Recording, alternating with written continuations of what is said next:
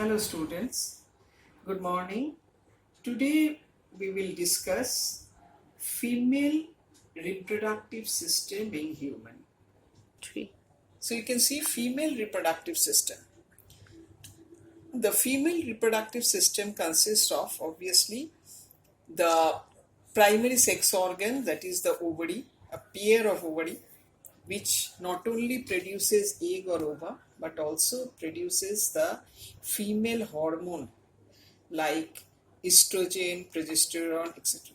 So it acts also as an endocrine gland also and produces ovum. It is about 2 to 4 centimeter in length and is located at the lower part of the abdomen, associated to uterus, and is attached to uterus by the ligaments. Now the detailed structure of female primary sex organ, that is ovary, we will do later. Now next let us go for the other structures in the female reproductive system. The secondary sex organs in the female reproductive system which helps in reproduction but directly does not produces gametes are the fallopian tube, then uterus, then cervix, vagina, external genitalia and mammary gland. Now we have to consider that female reproductive system is very vital, that it is the site where the gametogenesis, that is formation of the female gamete, takes place. It is the site where fertilization takes place. It is the site where the development of the embryo fetus takes place. Childbirth occurs from here, and after the childbirth also, after birth also, there are some cares are taken through the female reproductive part like mammary gland and all. So first of all, let us consider fallopian tube or oviduct. There is a pair of fallopian tube just associated with beside the ovary. You can see this is the tube-like structure where from the egg passes, and it is also a site for fertilization. So it is a vital part. It is not only provide the passage for egg but also provide the site for fertilization.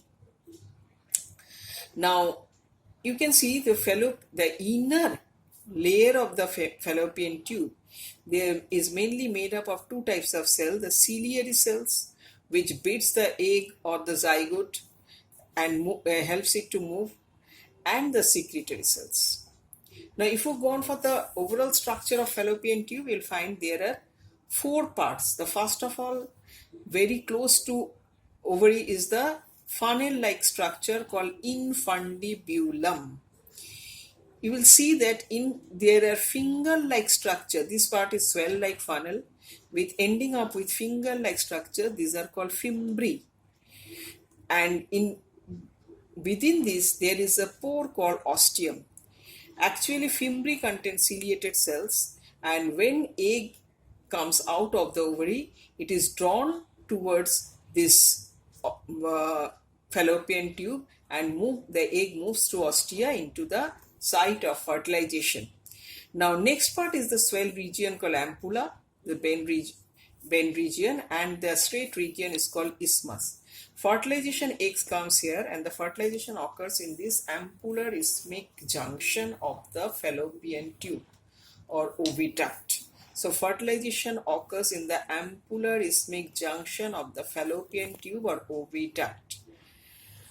The latter part of the fallopian tube, which moves into the uterus, is called uterine part.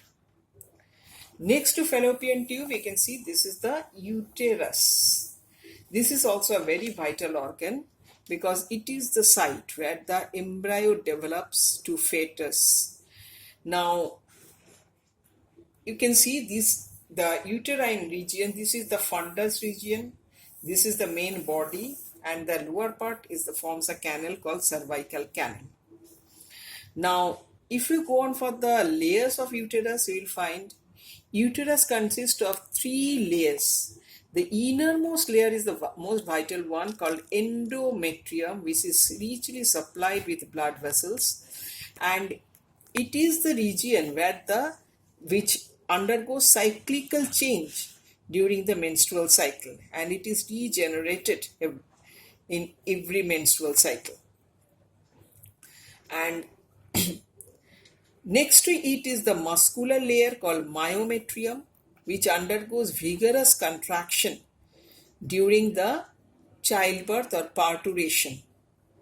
And outermost is the perimetrium, which is the outermost covering. Now, uterus ends up in the cervix, cervical canal, which ends up in the vagina. Vagina is the region for copulation. It is the region where from the menstrual flow occurs. It is the region where it is the birth canal also. Now, this is the front view of the female reproductive structure. Just have a look on the side view also, because in NCERT it is there and every diagram is equally important. Now, you can see here, this is the female reproductive part, and it is located at the lower part of the abdomen. This is the abdomen. You can correlate the structure. This is the urinary bladder, this is the urethra, this is the anus, this is the rectum, and in between this is the female reproductive tract. So this is the vaginal orifice which opens outside. This is the vagina, the tube-like structure, muscular tube-like structure. Then this is the cervix, this is the uterus, and this is the fallopian tube, and there is the ovary. And since we are seeing one side, so all these we are seeing one, but there are pairs. And the external genitalia of the female reproductive structure is the vulva, which contains which has a depression called vestibule. It contains a highly receptive, sensitive part called clitoris, and there are two thick folds, or the labia minora is comparatively lesser thick, and labia majora, which is more thick. And there is another gland called Bartholini's gland. So this is about the external genitalia in the female reproductive tract.